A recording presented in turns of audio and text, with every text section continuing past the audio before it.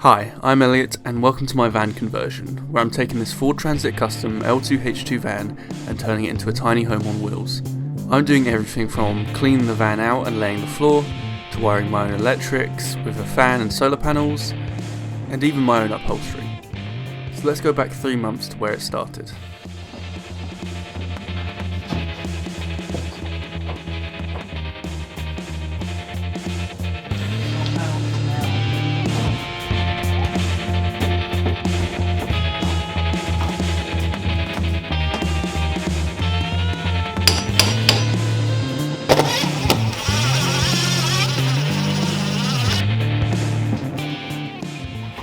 Been indoors, had some lunch, rain stopped, sun's come out a little bit, although I'm kind of parked in the worst place possible to get any of the sun.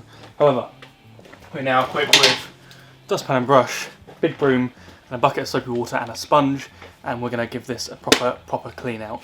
Right, just had a little stop and chat with my mum, but going in now with a bit of a firmer brush because a lot of this stuff is quite ingrained, so I'm now pushing it up into the top corner where I could be able to dustpan and brush. Get it out.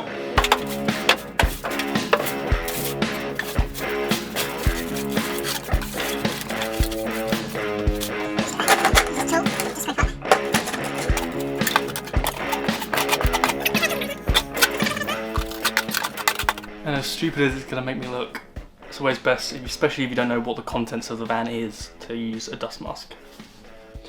Now, since some of this stuff is a little bit hard to come off, we're adopting the wire brush, just especially in these thinner bits where it's harder to get a brush.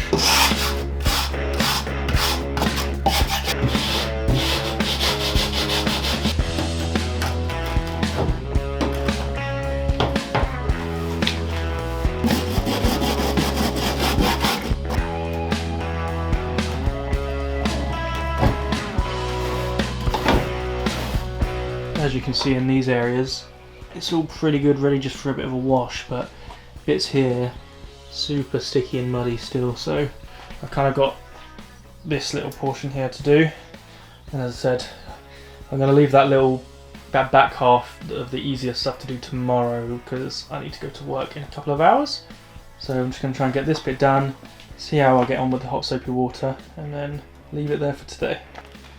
I'm going to drizzle it.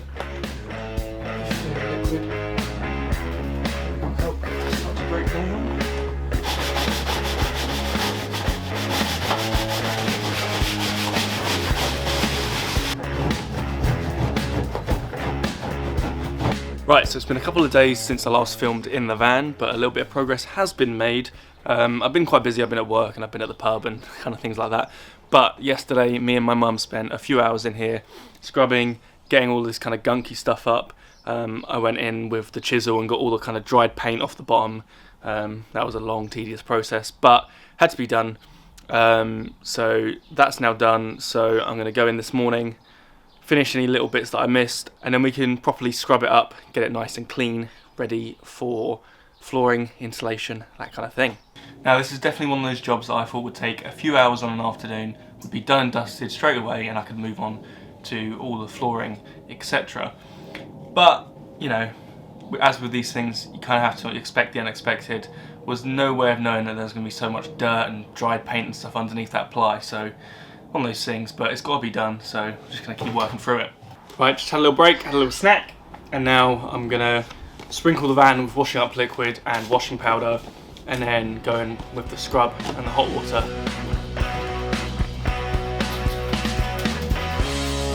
Right, so I'm going to start at the top end of the van, because the van is parked on an angle, so all the water will flood to the back and drip out the back of the van. So if I start up here and work my way backwards, it'll be the most efficient way.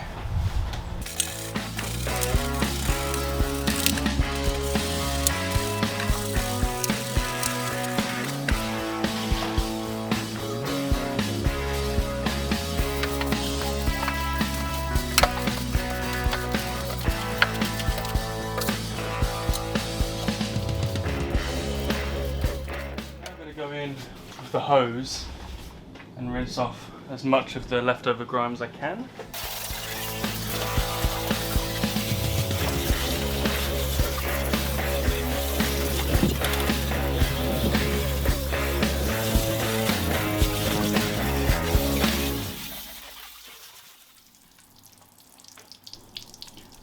Right, so for the most part, that's actually come up really, really nicely. You can actually see the white van that it's meant to be. There's obviously still some target areas where, you know, it needs some detailing, some proper attention. Still needs to do this wheel arch, and all like the sides and the walls and stuff. But I'm very, very happy with where that's got to, because that only took me like half an hour to do, so very, very happy. Right, so it's day 4 of the van build and it's time for a bit of an update. So for the last couple of days, what I've been doing is focusing on the rust, or well, there isn't actually any rust because it's only a few years old, this van, but rust protection. Super important because you don't want any of those problems incurring down the line. So what I've been doing is where all the ply lining has been screwed in, there's been holes in the bottom of the van, so I've gone over them with a file to get rid of any kind of lifted levels of metal, and then I've also sanded them down to a base layer of metal just so I have a nice flat surface where I've been painting on some red oxide, which is the anti-rust paint.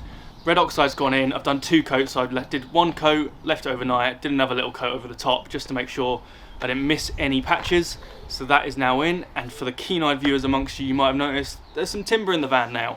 So I've gone for some pressure treated timber from Wicks, which prevents any kind of rot or fungus build-up on the wood. So today the plan is to get as much timber cut as possible into the grid and start sticking some of it down and getting ready to put the insulation boards in between.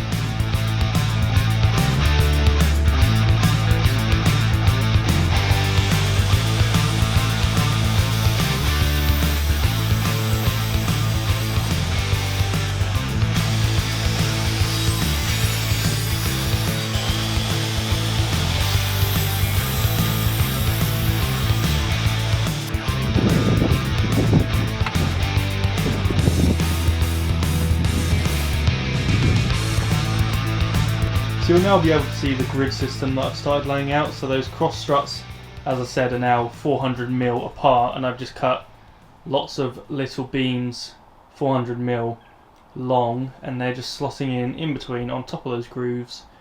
And I'm going to fill out the rest of the van before I start gluing anything down. So there is now actually some strip wood underneath our main pressure treated timber, and the reason for that is because a lot of the timber is resting on these kind of raised sections of the van. Some of them didn't have those raised sections underneath them in our grid system. So what we've done is place some of this 10mm strip just to kind of keep it at the same level as these raised bits that the other bits are sitting on, just so we have a full level system.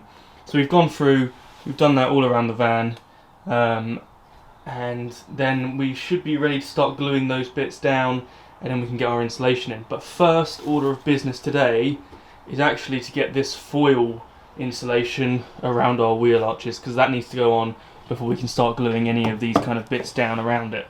Now before I can actually get into the edges of these wheel arches, I need to take this wood off, and what I've done is, you might be able to see from my dodgy handwriting there, I've labelled them, so that's 1B. So my intention with this is to take a measure of the whole way around like this, and then what I'll do is I'll stick that down and then cut strips out of the top half to be able to follow the curve. You'll see what I'll do.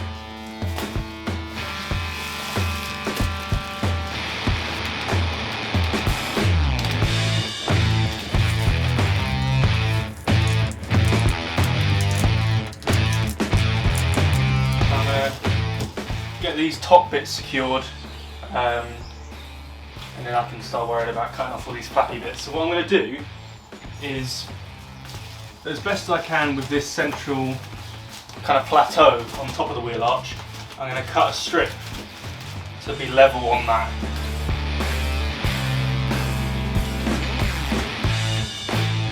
So that is in there now, nice and flush to the curve of the wheel arch.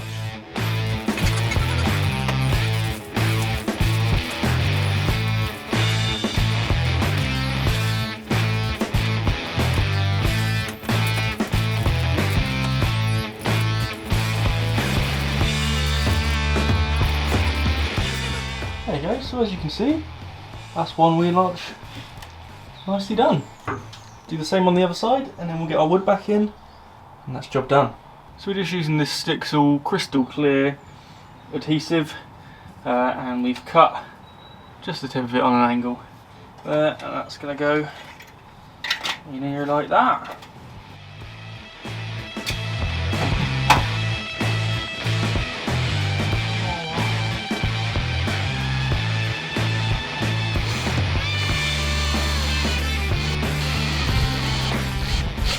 So the wheel arches are insulated and all of the wood is finally glued down, so that probably needs about 24 hours to dry, and then we can get our insulation board in tomorrow and our ply lining.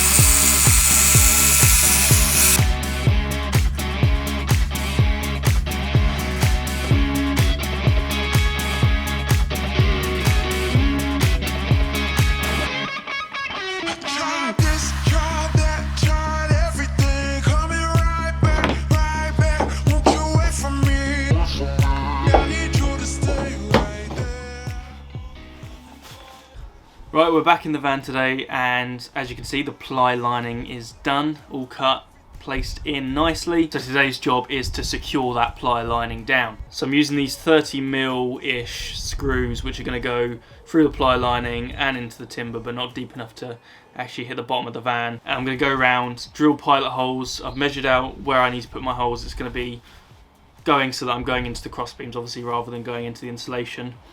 And yeah, going to go through, drill the pilot holes for all of them, and then get the countersink in to make room for the tops of the screws. And then yeah, I'll be able to put these in and the ply will be nice and secure.